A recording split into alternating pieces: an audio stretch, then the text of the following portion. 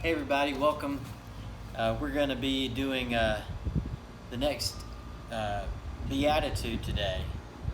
Blessed are those who hunger and thirst for righteousness, for they will be filled. And super glad you've joined us. If you want to grab your Bible and turn to Matthew chapter 5. If you don't have a Bible, that's fine. You can just listen along. It's just a few verses, but we've been going through these. This is the beginning of Jesus' Sermon on the Mount, and I just love reading all these together. So I'm going to start Matthew 5 verses 1 through 10. Now when Jesus saw the crowds, he went up on a mountainside and sat down. His disciples came to him, and he began to teach them. He said, "Blessed are the poor in spirit, for theirs is the kingdom of heaven. Blessed are those who mourn, for they will be comforted. Blessed are the meek, for they will inherit the earth. Blessed are those who hunger and thirst for righteousness, for they will be filled. Blessed are the merciful, for they will be shown mercy. Blessed are the pure in heart, for they will see God. Blessed are the peacemakers, for they will be called children of God. Blessed are those who are persecuted because of righteousness, for theirs is the kingdom of heaven." So we've talked about blessed are the poor in spirit, for theirs is the kingdom of heaven. And then we talked about blessed are those who mourn, for they will be comforted. And last week we talked about blessed are the meek, for they will inherit the earth. And like we've talked about, to me there's this progression of the Beatitudes. And so we start with poverty of spirit. You know, we have to hit bottom, and we have to recognize that there's nothing in us that enables us to do anything good. That we have to come to the end of ourselves. We have to die to the person we think we are so that we can be reborn. And of course, when we get to that place of our own emptiness and crying out to God, that often comes with mourning. It leads to sometimes mourning our sin, mourning our lives, mourning the mess we've made, perhaps. And then that can lead to some meekness, some humility, some gentleness. When we recognize the state of our own lives and we mourn our situation, it enables us to have more compassion for others and for ourselves. And so, following Jesus, we've talked about, begins with meekness. And then you get this hunger. So today is, blessed are those who hunger and thirst for righteousness, for they will be filled, or they will be satisfied. And I got to be honest with you, I'm pre-recording today, so it's Tuesday for me. I love this beautiful spot. I'm so thankful to my friend Laurie Ann Smith. She's our children's minister and after-school director here at Byron Methodist, and she is just so gifted at transforming a place. And so I was looking for a place outside today, and it's just beautiful. The wind is blowing, the chimes. It's so peaceful. There's beautiful color. And but I'll be honest with you, right now, it's after when I would usually eat lunch, and I'm hungry. I'm really hungry, and I'm also thirsty. And before I recorded, because I want to be fresh when I have to record a message, and it's like, I was like, well, I want to go and I want to get something to eat, right? I want to feel satisfied, and I definitely want to talk when I'm thirsty. But right now I'm really thirsty, and I'm really hungry. And I literally thought about, I'm going to go and on a scavenger hunt around the church and see if they have any goldfish crackers in the nursery that I can steal, or you know what I mean? Like I was like, I just need something. And then it hits me. I'm talking about blessed are those who are hungry. Of course, that's what the Luke version of this just says, blessed are the hungry, right? But here it's blessed are those who are hungry for righteousness. And it made me think, like, what's it like to be hungry for something? Because like right now, I'm hungry. Like when we're done, like I'm promise you, I'm gonna go eat. I'm gonna go get a sandwich, or I'm gonna go fry an egg, or something. I'm gonna get a snack at least, right? I'm gonna get some water. I'm thirsty. But Jesus says, blessed are those who hunger and thirst for righteousness. And righteousness is the sense of being right with God, of being where you're supposed to be, doing the things you're supposed to be doing.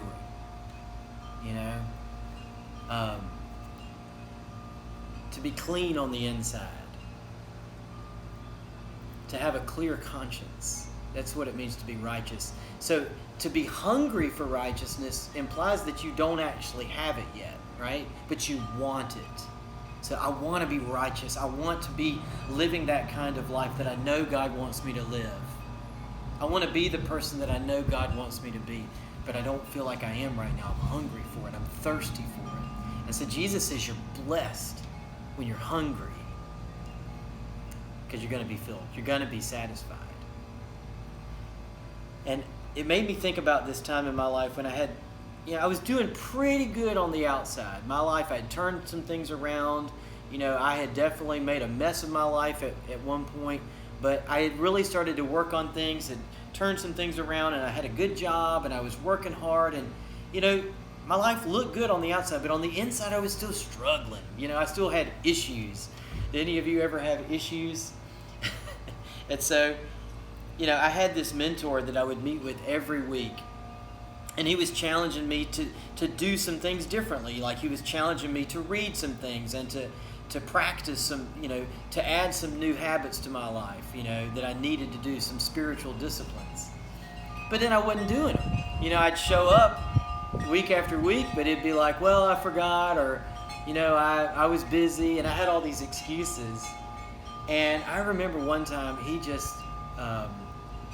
there's a crude version of this, but I'm going to not do it because this is public. But he did use this illustration. He said, Tom, have you ever run out of gas before in your car?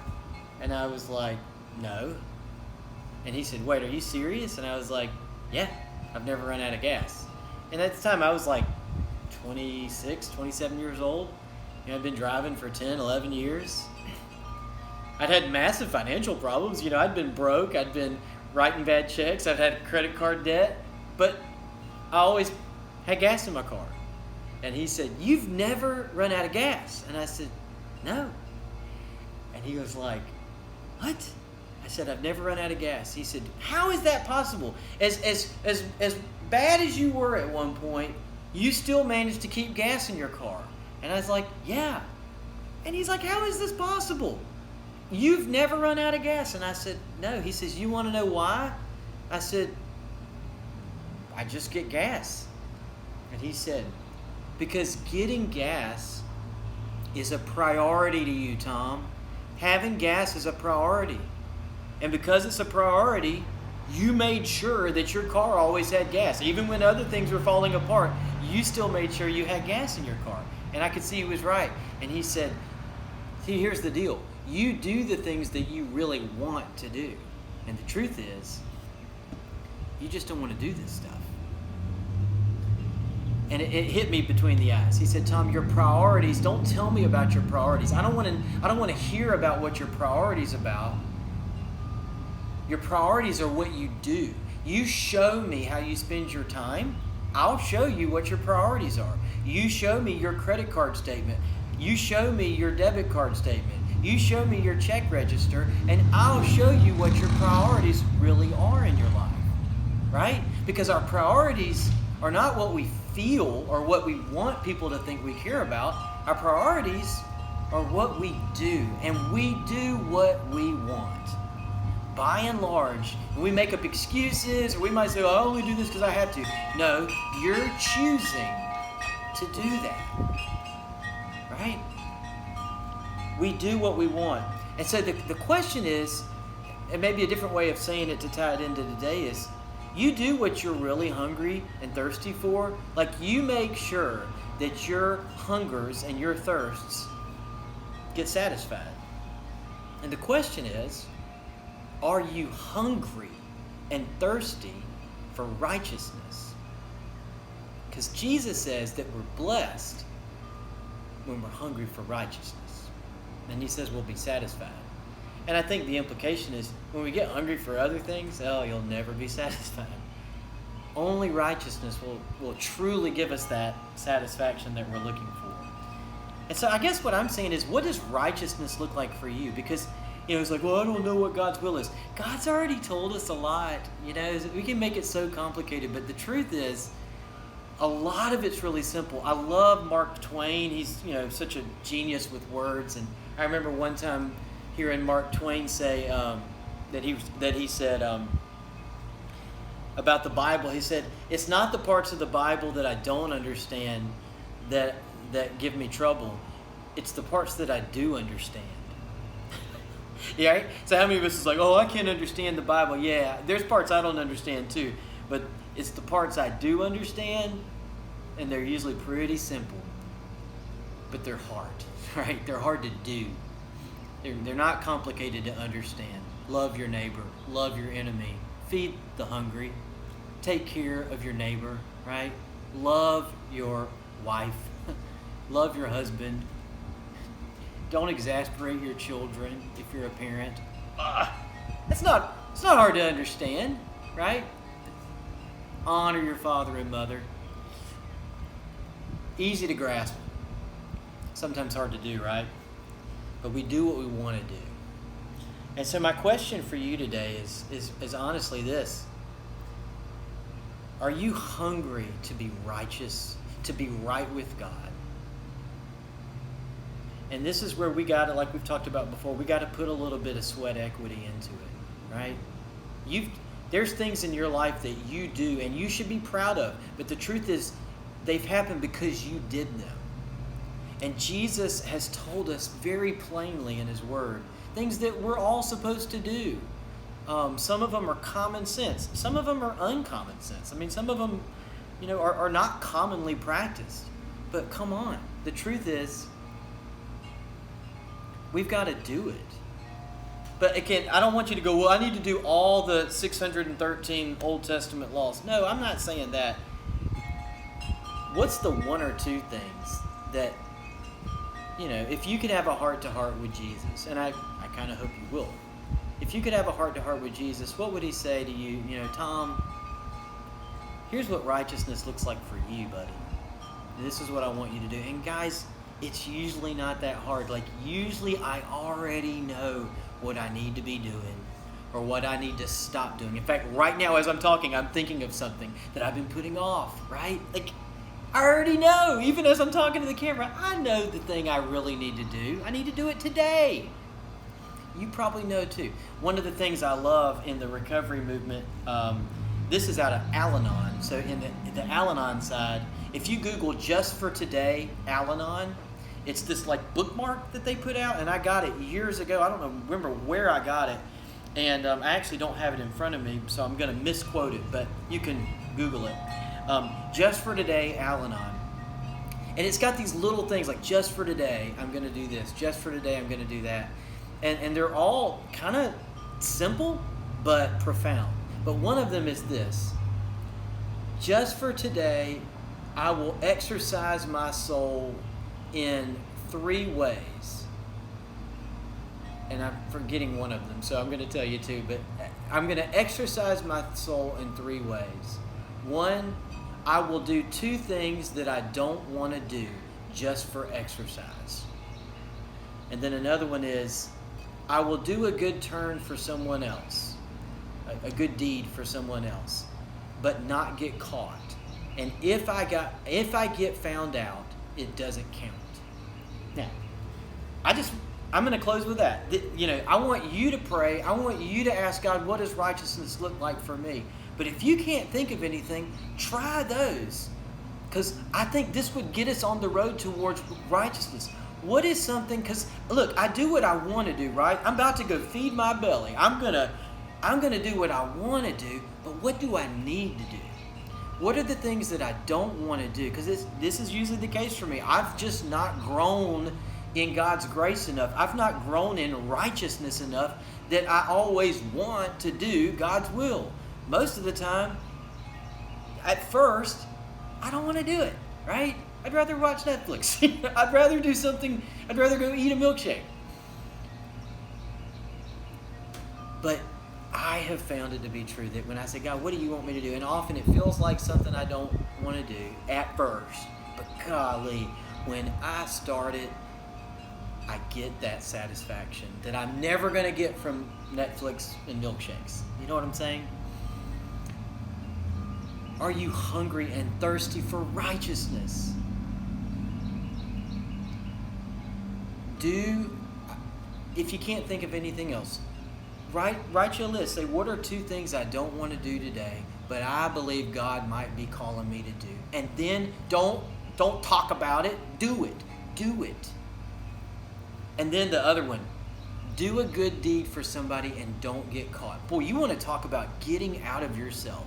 And this is hard, but I dare you, if you want to try to be righteous, it is so hard. Because whenever I do a good deed, you know what I want to do? I want to tell the person, like even praying for somebody. Like, have you ever prayed for somebody and not told them? Because I'm telling you, like, and again, sometimes I think you should tell people because it helps, it's like, it means a lot. Like when people are praying for me, I'm grateful, but also I'm grateful when they tell me because it's like, wow, they care, they've got my back, like that's cool. But it's so much better for my own soul when I don't need to be found out for it. When I don't let my right hand know what my left hand is doing, as Jesus says. So that's what I got today, is to sort of say, are you hungry and thirsty for righteousness?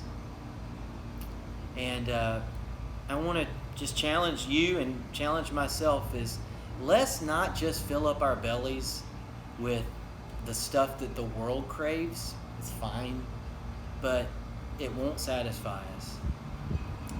But let's find that deeper hunger and that deeper thirst for that true spiritual bread that comes when we do the will of Jesus. That true spiritual drink, that living water it's what we're actually looking for. So let's go after that today. Grace and peace. Love you guys.